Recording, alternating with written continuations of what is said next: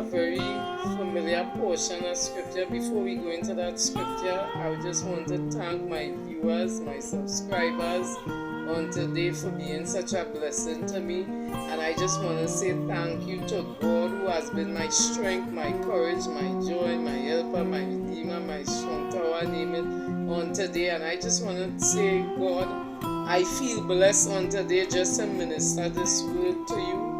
The name of my message on today is, He shall bring you out of the prison gates. You will come out of the prison gates. And our portion of scripture is taken from Acts chapter 4.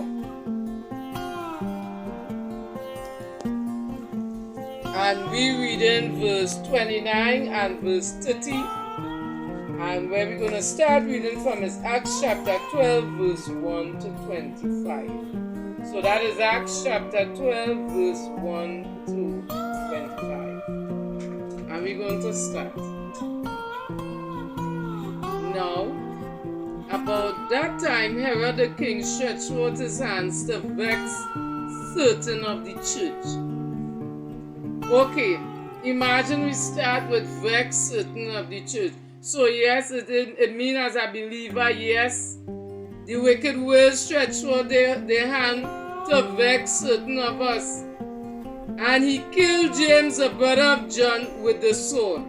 And because he saw it pleased the Jews, pay attention to who it pleased. It pleased the people of God, so-called, to see their brother dead. He proceeded further to take Peter also. You understand?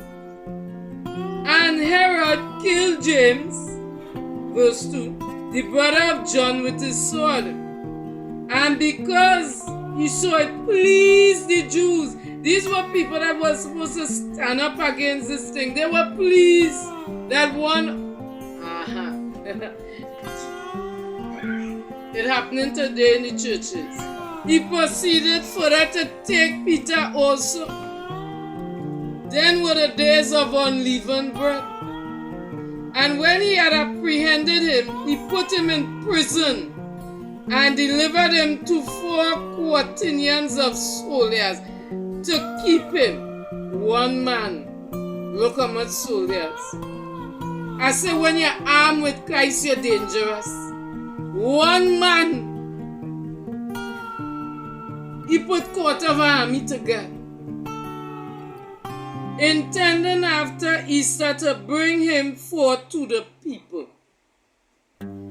Peter therefore was kept in prison, but prayer was made without ceasing of the church unto God for him.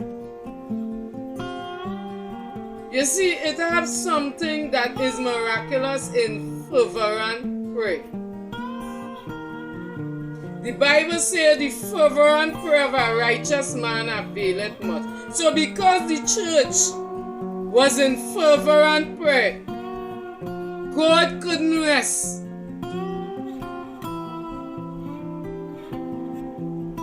He had to intervene. So we read in Acts chapter 12, verse 5, Peter therefore was kept in prison, but prayer was made without ceasing of the church unto God for him. And when Herod would have brought him forth, the same night Peter was sleeping between 2 soldiers. You see the kind of thing? They sent a quaternion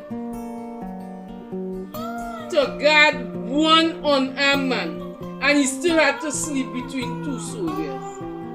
I say when you're armed with the anointing, you are armed and dangerous to the enemy.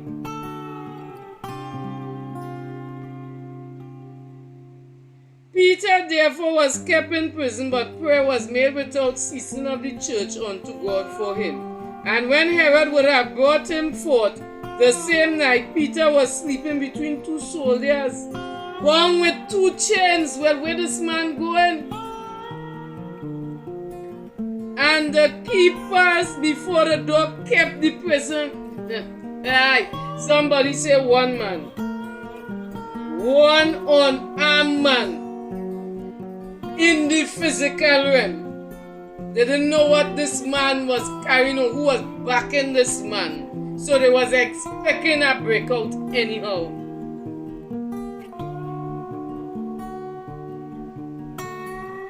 So they bound this man with 2 chains. So what? So what? Where they tie you, wherever they carry you, so what? And the keepers before the door kept the prison. So what? If you're in your situation and it has been years and nothing in change, so what? And behold, the angel of the Lord came upon him, and light shined in the prison, and he smote Peter on the side, and raised him up, saying, Arise up quickly. And the chains fell off. I said, let us go back in this thing. This ain't good. And behold, verse 7, the angel of the Lord came upon him, and a light shined in the prison. Right in your prison, where they thought they had you bound with chains. And they gag you, and they guard you, and they put guards all outside the doors. They say you're never going to come out of there. I say it's right there. God will send the angel that will smote you, and that will smote the chains that they put upon you, every chain today. I say every chain have to fall off, every shackle have to fall off, all where they tie you. I say that to be broken.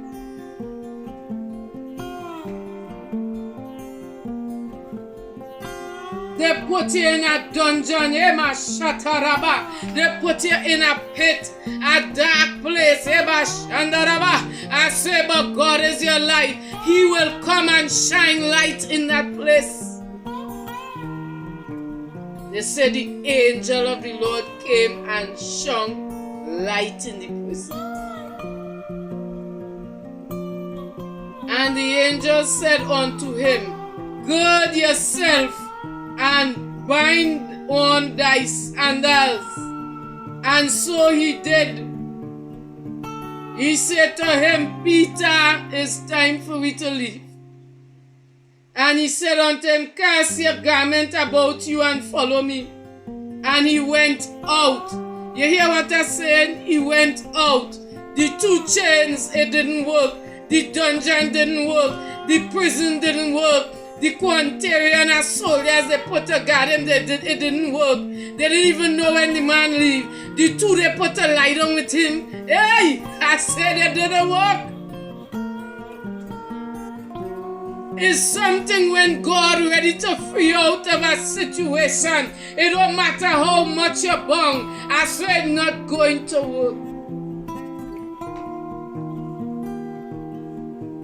And he went out. He what? He went out and followed him, and wist not that it was true which was done by the angel, but though he saw a vision. The man thought he was seeing a vision. He was never coming out of that place.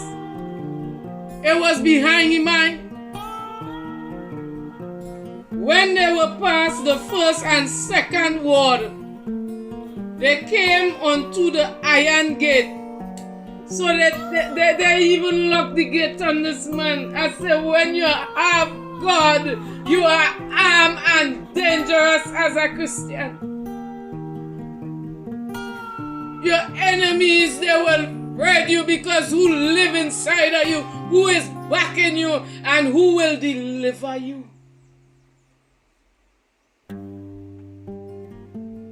So I mean this man walked past a quantarium as soldiers. Walk past. He get up from between 2 soldiers, one on the left, one on the right, that had to sleep with him. He walked again, and nobody get up yet.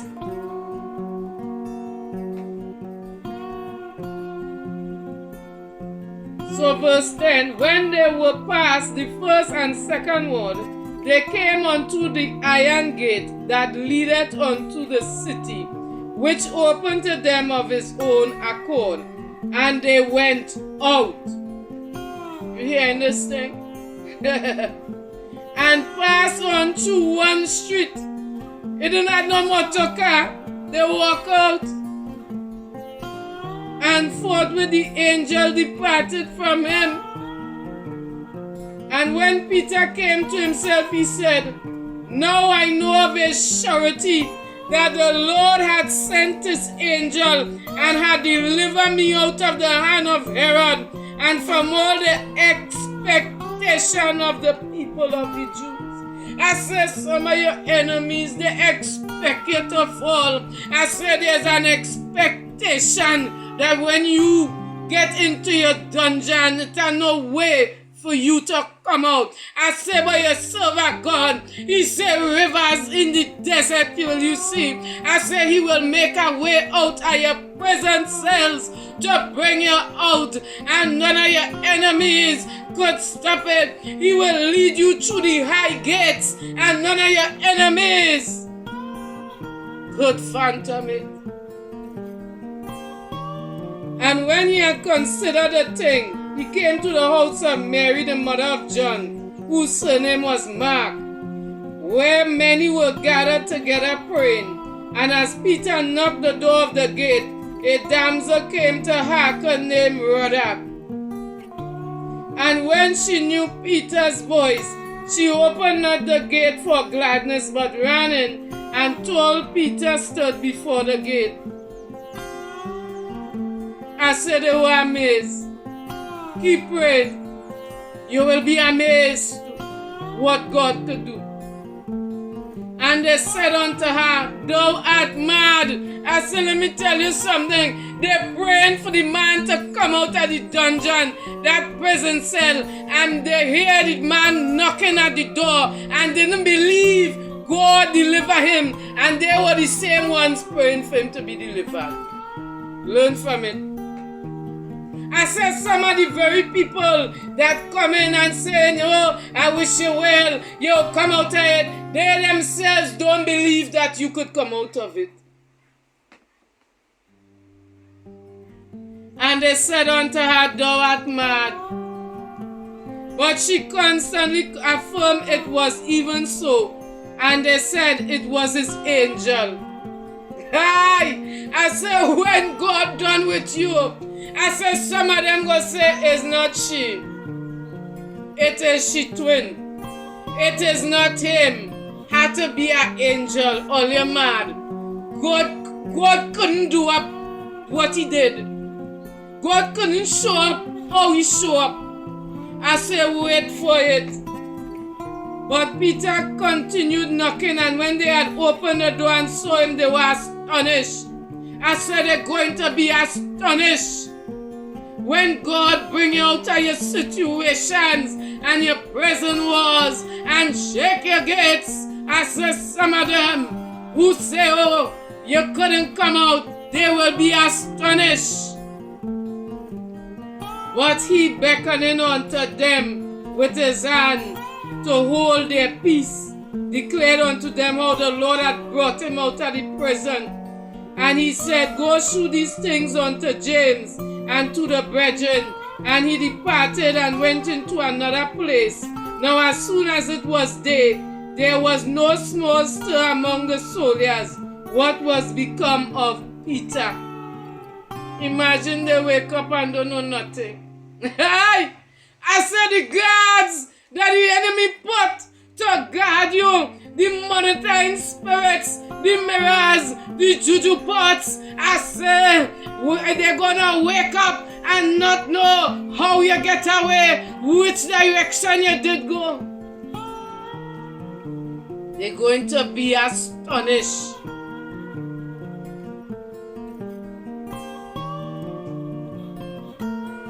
And when Herod had sought for him and found not, he examined the keepers and commanded that they should be put to death.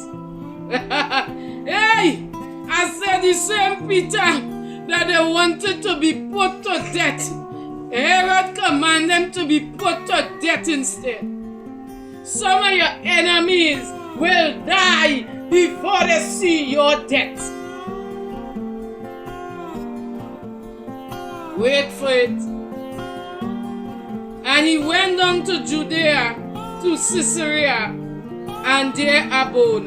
And Herod was highly displeased with them of Tyre and Sidon. But they came with one accord to him, and having made Blastus the king chamberlain their friend, desired peace, because their country was nourished by the king's country. And upon a set day, Herod, arrayed in royal apparel, sat upon his throne, and made an oration unto them. And the people gave a shout, saying, It is the voice of God and not a man. Aye. I say, when God done with you, they're going to say, hey, it's not a man anymore. God had to be following that man. God had to be following that woman. Something about this ain't right. It had to be a God. And immediately the angel of the Lord smote him. Aye, because he gave not God the glory. And he was eaten of worms and gave up the ghost. I say Herod made himself a God before the true and living God and mocked God. I say some of them, they will not believe what God do for you. They're going to make themselves some gods by standing in your way. Watch what God will do with them. Wait for it. I say every prison gate have to open. It have to open. It's not a matter of maybe. It don't matter if they put a container and a soldiers out there. They could put their monitoring spirits. They could send their familiar spirit. They could send legions behind you. I say when God is ready to deliver you, I say no man could stop it. Wait for it. But the word of God grew and multiplied. I said they put them in prison to stop the move of God. Ay, ay, ay. But lo and behold, Herod was in the ground, and the word of God was living on to be multiplied. And Barnabas and Saul returned from Jerusalem when they had filled their ministry, and took with them John, whose surname was Mark. I said, let God start this spark today. They prayed without ceasing. They prayed without ceasing. The church prayed without ceasing. Church pray without ceasing. Pray without ceasing. Continue to pray. Wait for it. We're going on to Acts chapter 4, 29 to 30. And 29 say, And now, Lord, behold their threatenings, and grant unto thy servant that with all boldness they may speak your word. I said they're going to come after you. They're going to threaten you. I said they threaten them. They kill one and they promise to kill the other one. But the word grew and it multiplied. I said they can't stop the move of God. I said they will come. They will buffet at you. They're going to say, aha, what you playing? That word you're speaking, you better stop it. I hate to tell somebody, put on faith. Don't wait. Put on faith. Don't wait. Go ahead. Be bold. Acts chapter 4 and 29. Be bold. God said he will grant unto you boldness. Be bold. Verse 30, chapter 4 and 30. By stretching forth thy hand to heal, and that signs and wonders may be done by the name of thy holy child, Jesus.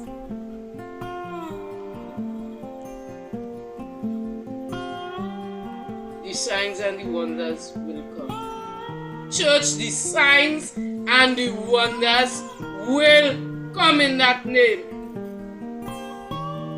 And the gates of hell will not prevail against the church. I want to thank God for reassurance on today. I want to thank Him because He is great. He is awesome. And you know this word, when I've received this word, the Lord just bring that revelation to me, because sometimes you and all may be going through a similar situation where you behind some prison gates, and when you look left is problems and you look right is problems, and if you was to walk out that gate, you're meeting another gate of problems. But I here to encourage someone. The church prayed without ceasing. I say, saint of God, pray without ceasing. The day of your deliverance is just nigh. I want to thank everyone for this word on today. I was blessed by it. I hope you are blessed by it. Stay blessed and be blessed in Jesus' mighty name.